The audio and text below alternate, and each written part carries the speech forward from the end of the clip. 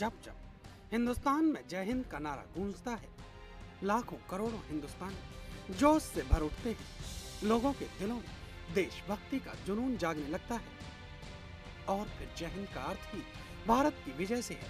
भले ही इस नारे को भारतीय क्रांतिकारी डॉक्टर चंपकर्मण पिल्लई ने दिया हो, लेकिन नेताजी सुभाष चंद्र बोस ने आजाद हिंद फौज के युद्ध घोष के रूप में जय हिंद के नारे को बुलंद कर दिया।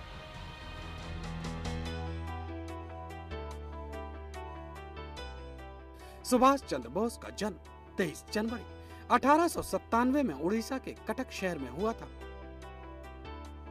वो भारत के स्वतंत्रता संग्राम के अग्रणी नेता थे।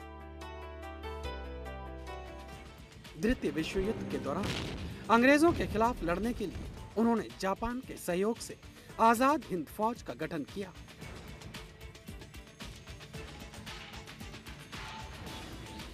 हिंदुस्तान को अंग्रेजों की गुलामी से आजाद कराने के जज्बे ने उनमें नया जोश भर दिया।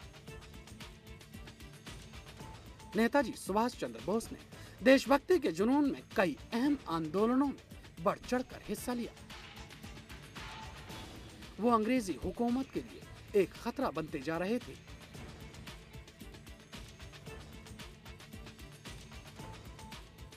उनकी आजाद हिंद फौज अंग्रेजों के लिए किरकिरी बन गई थी।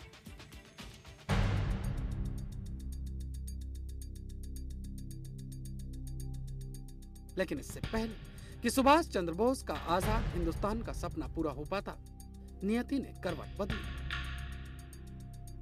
कहा जाता है कि 18 अगस्त 1945 के दिन नेताजी ताइवान में हुए एक विमान हादसे का शिकार हो गए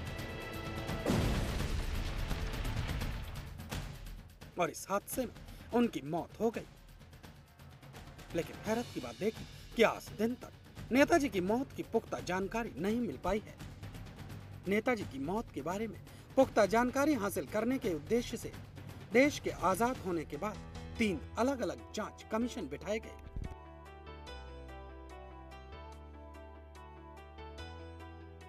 लेकिन तीनों ने नेताजी की मौत को लेकर अलग अलग थ्योरी पेश की। हैरत की बात देखिए कि नेताजी की मौत के राज को कोई कमेटी पुख्ता तौर पर बेपर्दा न कर सकी। इसके बाद नेताजी के बारे में फैजाबाद में गुमनामी बाबा बनकर रहने की बातें भी सामने आईं, लेकिन उन्होंने अंतिम सांसें कब, कहां और किस रूप में ली, कोई नहीं जानता। नेताजी सुभाष चंद्र बोस की मौत को लेकर इसके अलावा भी कई दावे पेश किए जा चुके हैं, लेकिन उनकी मौत का राज आज भी विवादित बना हुआ है।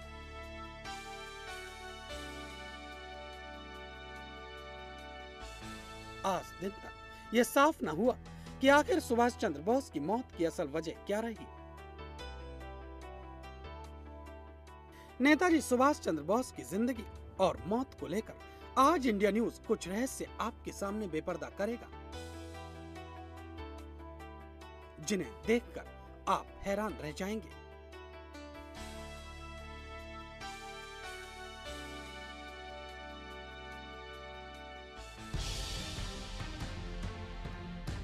आदित्य चौहान के साथ Manoj Atlas, crime desk, India news.